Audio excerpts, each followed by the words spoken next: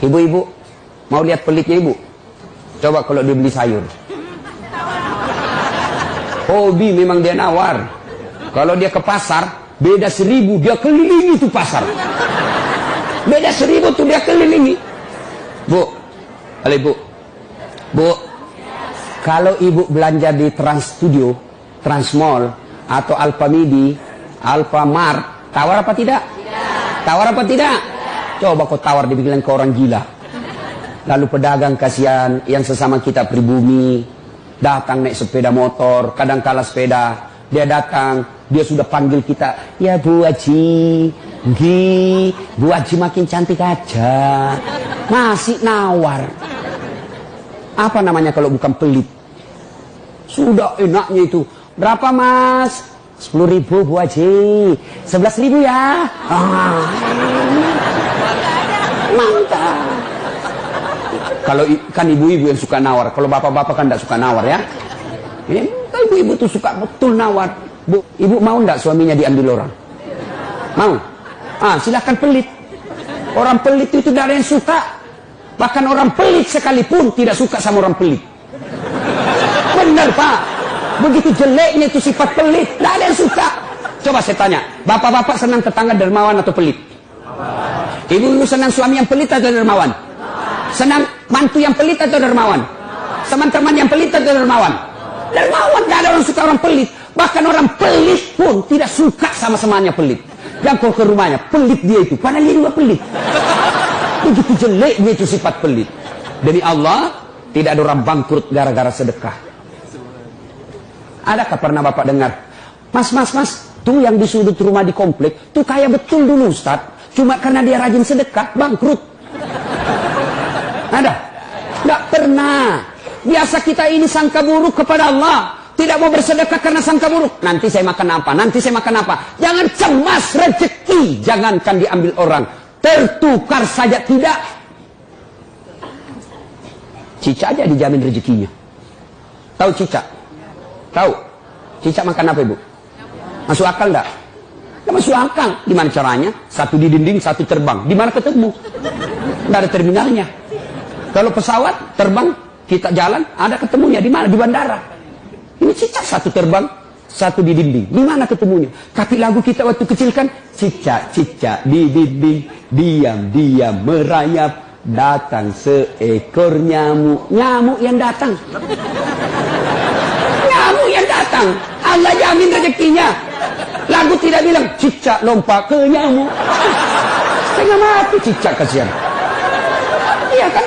Itu cicak, tidak sarjana, tidak punya kursus, tidak ada kaki, tidak ada otaknya, tidak cerdas, bisa hidup. Apalagi ibu, jangan pelit. Sedekah, Allah sudah jamin rezekimu. Bu, ada suaminya mulai selingkuh? Ada? Tidak usah curhat sama tetangga, apalagi curhat di Facebook. Tak kusangka kau begitu. Pret, belen-belen. Rahasia keluargamu kau ungkap di Facebook. Begitu mulai, bu, ciri-ciri laki-laki yang sudah mulai lain-lainnya. Kalau yang selama ini tidak pernah pakai sisir keluar, tiba-tiba rapi. Tidak pernah pakai parfum, tiba-tiba beli parfum malaikat subuh. Nah, yang tadinya keluar rumah tidak pernah pakai setrikaan, langsung rapi. Yang paling mencurigakan kalau dia terima SMS dalam kamar mandi. 70% wajib dicurigai. Kalau sudah begitu ibu tidak usah curhat sama tetangga. Lebih curhat kepada Allah. Bangun ibu sholat hajat. Lakukan sampai 8 rakaat. Setiap 2 rakaat di sujud terakhirmu kau berdoa kepada Allah. Ya Allah, engkau yang membolak-balikkan rasa cinta dalam hati suamiku. Tidak mungkin aku bisa mengendalikan cintanya.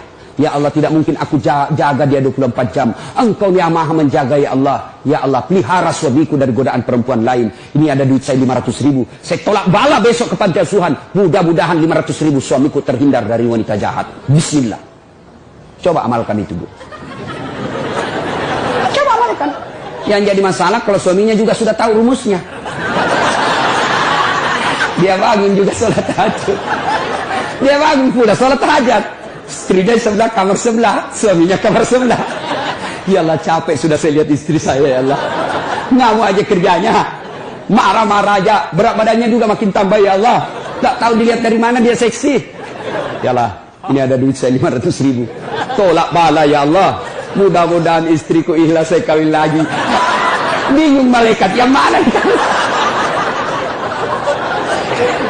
Jangan pelit. Demi Allah, tidak ada orang bangkrut gara-gara sedekah. Saya kasih contoh. Tanggal 4 kemarin, sehari sebelum lebaran. Ya, tanggal 3 malam. Ada anak-anak usia 19 tahun. Bapaknya Flores, mamanya Toraja, Kristen.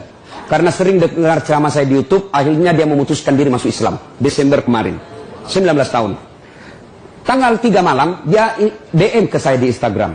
Ustaz, saya ini dicerita cara mualafnya. Kemudian besok sudah mau lebaran, saya belum punya baju baru Ustaz. Saya lihat Ustaz ini bagus-bagus bajunya. Di mana belinya Ustaz? Saya bilang sebenarnya baju saya tidak dibeli, bikin sendiri. Tapi yang lebih sebenarnya lagi, bukan baju yang bagus, saya yang gagal. Ya, sudahlah. Saya butuh baju lebaran. Saya bilang, kau datanglah ke rumah saya. Saya sediakan kau pilih bajuku yang kau suka. Dia pakai tongkat, turun dari taksi. Wih, kasihan saya. Kenapa kakimu, Dek? Ternyata diamputasi kakinya. Dia singgah sholat asar, ditabrak mobil. Saya bilang, berat betul hidupnya ini anak. Diusir dari orang tuanya, Pak. Diusir, sekarang tinggal di masjid. Tidak disetujui, hanya dia sendiri masuk Islam. Diusir. Bilang, kenapa kakimu? Saya cerita. Sedih saya, sempat berkaca. Jangan sedih, Ustaz. Ini tidak ada artinya ini kaki ketimbang iman saya kepada Allah. Luar biasa, 19 tahun. Saya ambil baju saya yang paling bagus. Kau pilih ini, Dek. Mana kau suka? Benar, diambil yang paling bagus. Sempat juga saya gesam. Sudah.